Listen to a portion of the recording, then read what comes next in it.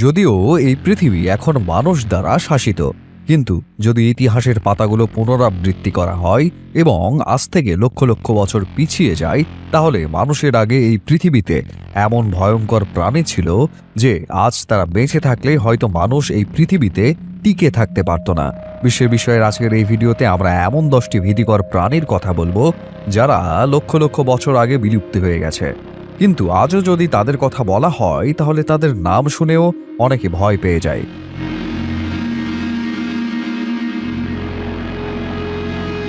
Number 10, স্মাইলোডন। স্মাইলোডন নামের এই ভীতিকর প্রাণীটিকে আপনারা সিনেমা বা কোনো ভিডিওতে দেখেছেন। এই মাংসাশী প্রাণীটি দেখতে খুব ভয়ঙ্কর ছিল। যে জিনিসটা এই প্রাণীকে আরো ভয়ঙ্কর করে তুলেছিল তা হলো এর দুটি ধারালো দাঁত, যা এর মুখ থেকে কিছুটা বেরিয়ে আছে। একটি সাধারণ মানুষের আঙুল 3 থেকে 4 ইঞ্চি লম্বা হয়, কিন্তু স্মাইলোডনের দাঁত 7 ইঞ্চি পর্যন্ত লম্বা হতো। ডাইনোসরের ধ্বংসের পর স্মাইলোডন তার সময়ের সবচেয়ে বড় শিকারী হয়ে ওঠে এবং সে তার তরবারির মতো ধারালো দাঁত দিয়ে তার শিকারকে টুকরো টুকরো করে ফেলত। তার লম্বা দাঁতের কারণে লোকে একে সাবের টুথ টাইগারও বলে। আরেকটি আশ্চর্যের বিষয় হলো এই বাঘগুলো মানুষের সাথেই থাকত। এক রিপোর্ট অনুযায়ী স্মাইলোডন 10,000 বছর আগে বিলুপ্তি হয়ে যায়। জলবায়ু পরিবর্তনের কারণে বরফ যুগের অবসান হয়েছিল, যার কারণে মানুষ এই বাঘকে শিকার করা শুরু করে এবং দেখতে দেখতে পৃথিবী থেকে এই বাঘের অস্তিত্ব মুছে যায়। কথিত আছে যে এই বাঘগুলো খুব শক্তিশালী ছিল। এই বাঘটিকে যদি বর্তমানে সিংহের সাথে প্রতিদ্বন্দ্বিতা করানো যেত তাহলে হয়তো এই বাঘেরা জয়ী হতো। নাম্বার 9, জিগ্যান্ডোপ্যাথিকাস। আপনারা নিশ্চয়ই সিনেমায় কিং কং নামের এই চরিত্র দেখেছেন, যাকে প্রায়ই ডাইনোসর এবং কুমিরের সাথে লড়াই করতে দেখা যায়। কিং কং দেখতে বেশ শান্ত, কিন্তু মজার বিষয় হলো কিং কং নামে আসলে কিছুই নেই। এটি একটি কাল্পনিক সিনেমার চরিত্র যা জিগ্যান্ডোপ্যাথিকাস দেখে তৈরি করা হয়েছিল। জিগ্যান্ডোপ্যাথিকাস ছিল বিশ্বের বৃহত্তম বানর প্রজাতি, যেটি আজ থেকে 1 লক্ষ বছর আগে এই পৃথিবীতে বাস করত।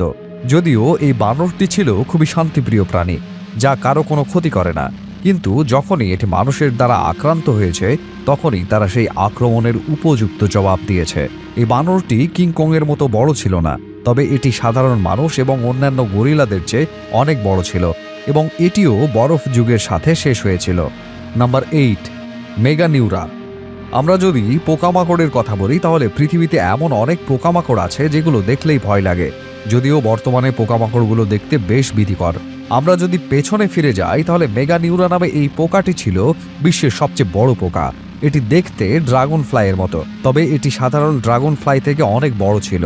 এত বড় ছিল যে এর থেকে বড় কোনো পোকা আগে দেখা যায়নি। কিছু মানুষ এতটাই ভীতু যে তেলাপোকা দেখলেও ভয় পেয়ে যায়। একবার ভাবুন তো, এই পোকা বেঁচে থাকলে ওই মানুষগুলোর কি অবস্থা হতো। একটি হিসেব অনুযায়ী ডাইনোসরেরও আগে এই পৃথিবীতে মেগানিউরন ছিল এবং তারপর ডাইনোসর যুগে তারা সব বিলুপ্ত হয়ে গেছে। নাম্বার 7, হেলিকর্পিয়ান। আপনি নিশ্চয়ই অনেক অদ্ভুত মাছ দেখেছেন, কিন্তু এই মাছটি দেখার পর আপনি আরও অবাক হয়ে যাবেন, কারণ এমন অদ্ভুত এবং ভীতিকর মাছ আপনি আগে কখনো দেখেননি। এই মাছটির নাম হেলিকর্পিয়ান এবং এর মুখের ওপরের অংশে কোনো দাঁত নেই। এর নিচের দাঁতের জায়গায় একটি ঘূর্ণায়মান ব্লেড ছিল, যা দিয়ে এটি তার শিকারকে এক আঘাতে 2 টুকরো করে ফেলত। এখন নিশ্চয়ই ভাবছেন যে এই মাছ কিভাবে খাবার খেত।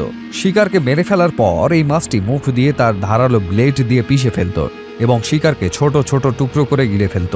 এই মাছটিও ডাইনোসরের আগে এই পৃথিবীতে ছিল। প্রায় 27 কোটি বছর আগে পৃথিবী থেকে এর প্রজাতি বিলুপ্ত হয়ে যায়।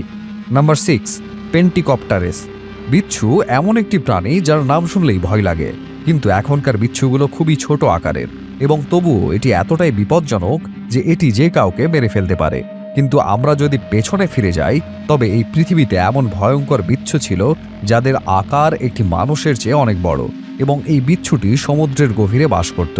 এই বিচ্ছুদের নাম ছিল পেন্টিকপ্টারেস এবং এরা খুবই বিপজ্জনক শিকারী ছিল। তারা যে কোনো মাছ ও প্রাণীকে শিকার করে খেত, কিন্তু আবহাওয়ার পরিবর্তনের কারণে তাদের খাদ্য খুঁজে পাওয়া কঠিন হয়ে পড়ে এবং তারা নিজেরাই একে অপরকে খেতে শুরু করে, যার কারণে তাদের প্রজাতি বিলুপ্ত হয়ে যায়। Number 5, Mosasaurus. মোসাসরাস নামের এই ভীতিকর প্রাণীটি না কোনো ডাইনোসর ছিল, না ছিল কুমির। এটি ছিল খুবই বিপজ্জনক সামুদ্রিক একটি প্রাণী, যা অনেক সিনেমায় দেখানো হয়েছে। এর দৈর্ঘ্য ছিল প্রায় 55 ফুট, যার কারণে এটি ছিল বৃহত্তম সামুদ্রিক প্রাণীদের মধ্যে একটি। এই প্রাণীটি এত বড় ছিল যে এটি টিরেক্সের মতো বড় ডাইনোসরকে এক ধাক্কায় 2 টুকরো করে ফেলত। এই প্রাণীটিকে মুভিতে দেখলেই যদি এত ভয়ঙ্কর লাগে তাহলে সে বেঁচে থাকলে কতটা ভয়ঙ্কর হতো। এই প্রাণীটিও ডাইনোসরের সাথে এই পৃথিবীতে বাস করত, কিন্তু গ্রহাণু মাটিতে আঘাত করলে ডাইনোসরের সাথে সাথে মোসাসোরাসও এই পৃথিবী থেকে হারিয়ে যায়। Number 4, Titanoboa. আপনাকে যদি জিজ্ঞেস করা হয় যে পৃথিবীর সবচেয়ে বড় সাপ কোনটি, তাহলে সবার আগে আপনার মাথায় আসবে অ্যানাকোন্ডা বা পাইথনের মতো বড় সাপ, যেগুলো বর্তমানে বিশ্বের সবচেয়ে বড় এবং ভয়ঙ্কর সাপ হিসেবে বিবেচনা করা হয়। অবশ্য এরাই এই সময়ে সবচেয়ে বড় সাপ।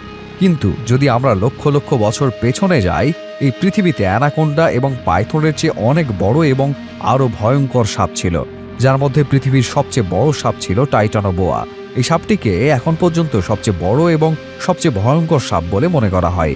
অ্যানাকোন্ডার সর্বোচ্চ উচ্চতা 20 ফুট এবং টাইটানোবোয়া 50 ফুট পর্যন্ত লম্বা ছিল।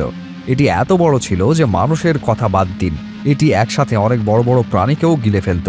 একটি সমীক্ষা অনুসারে এটি অনুমান করা হয়েছে যে টাইটানোবোয়া যে প্রাণীকে খেত তার মধ্যে রয়েছে কুমির, বড় মাছ এবং অন্যান্য বড় প্রাণী।